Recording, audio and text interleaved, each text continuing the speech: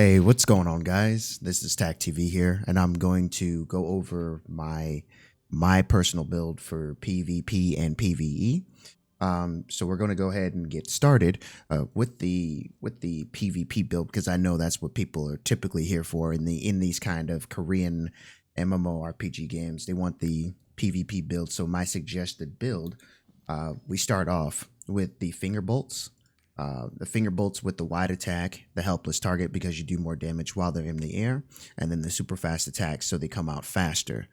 The second skill that I like to use is the Buddha's Palm, which I have the increased attack range, the cold damage to freeze them, and then the magnificent attack. But you can also switch it to the crude palm, so that way it does you can either have the multiple hands that come down when you do the ability, or you can have the skill shot, which is the crude palm, which will freeze anything in the directed path. For example, I will show you here with this move. So with the crude path, it is just a straight skill shot. If you land that, you freeze the target if they're not CC immune. The finger bolts are pretty self-explanatory. They just go out super fast. You keep somebody in the air and keep them CC'd long enough for your teammates to get there and back you up. The next ability that I have, of course, is the Insta Step, which allows me to dash 3 times. So that way I'm more mobile in a fight to get around to catch up to somebody or run them down if they're trying to run away from me. The next skill that I use is the Wind Howl Blast, excuse me. This is also another skill shot. I don't have it on this bar currently, but you can swap it out at your leisure. With that skill, as I've said before, it's a skill shot. So if you land it, it stuns the target, which allows you to go in and use your other abilities. The one that I prefer to use is the Falling Star Palm. So for that, I use it in combination with the Key Palm. Whereas if I hit them with the Key Palm, I'll dash in and then use the Falling Star, because when they're knocked down, they get knocked up into the air, and then I do more damage to enemies that are in the air. Of course, as you just heard me say, the Key Palm is the next ability I have. This is usually my opener. So when the fight starts, I'll run around, essentially, just to give you an example, I'll run around, try to see if I can see the person, and then fire that out. With the, my apologies, with the Falling Star, I have the Elaborate Attack, Helpless Target, and the Sixth Sense. Basically, it's giving me more attack speed. I do more damage when I knock the enemy in the air, and then, like I said, coupling it with Key Palm, it does more damage to the target because they're knocked down. The Key Palm, I have the Quickly Prepare, which reduces the cooldown time so I can use it again. The Enhanced Wave, which increases the damage, and then the Spatial Expansion, which shoots the 3 instead of the 1 that would usually come out. The next skill that I have, and I use this one for PvE as well, I just really like this skill, is the Wide Attack.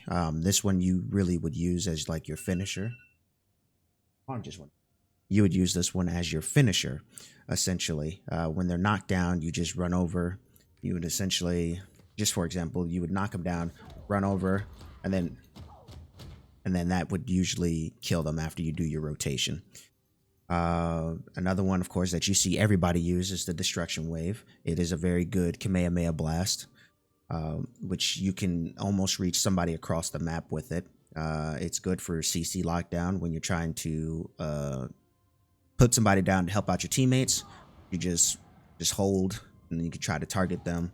A lot of times people will be able to just hold it on somebody if they hear that hit marker. It's like a constant tick sound that you just hold it in that place. The last move that I actually really do enjoy, and I feel like is a absolute necessity, is the Inner Key Discharge. And I'm still trying to figure out what move I want to take away of my level 10 skills to give this, due to the fact that, well, actually, I just wanted to get it to level 2. Because you get this immune to physical crowd control effects while the skill is active. And so when you do that, you essentially have free 5 seconds to do whatever you want because you can't be CC'd. That I feel like is a must in any PvP build, just due to the simple fact that it's a really good skill. Now for the PvE build, that I normally run. If I can actually switch to it, I don't know if I can. Well, I can't switch over to it in the training mode, so I'll just end the training and go back to the young lady Beatrice, and then just switch it here for you guys. So the PvE build I run usually involves a lot of attack power. There's some skills that are pretty much the same. Some you can swap out as well. The first one is the Sundering Palm, which is the dash. Essentially, you do 2 hits. One pulls them in and one explodes out. The way that I have it, it gives you a power buff. You have more movement, of course. Movement is always a key thing in this game. You want to be able to be mobile. Finishing palm strike buffs you for 4 seconds, which means more damage, and then the palm technique, which does the explosion, which increases the overall damage by 40%. The next one is the shoulder tackle. Of course, once again, we have movement, helpless target. So when you hit the enemy, after this, you're doing more damage to them because they're pulled in and essentially stunned. And then the aggressive attack. So I can show you what this one looks like, which is here. You do 2 dashes. Once you finish that second hit, it does stun the enemy. So then you can follow up with your next one, the Buddha's Palm, or what I like to do is I'll go with my S key, then hit them with the F, and then finish them with the beam. That usually kills 90% of the time for group of enemies that I'm fighting. Of course, chain step. Once again, more mobility. A lot of these moves you can actually swap out to your liking, but with me being a in-your-face type fighter, I prefer to have skills where I can move and then get inside essentially to do my combos and then get out if need be. The Wind Howl Blast on this one, of course, I have it maxed out. You have the stun, of course, on the hit. This one shoots the beam out faster, so it's not as slow. But you can do it to where it does more damage in a wider range, or have the attack distance increase, whichever you prefer. Of course, the same move again is the Scattering Fire, which like I said, I really enjoy this move just for the fact that it does a lot of damage when you connect with that ability. The last thing, of course, is the Destruction Wave, and this one just gives me CC immunity when I'm using the ability. But like I said, in PvP, you want to go with the Inner Key Discharge, just for the fact that you're not sitting there and holding the beam out, and then you could be CC'd immediately after. Whereas with this, you can run around and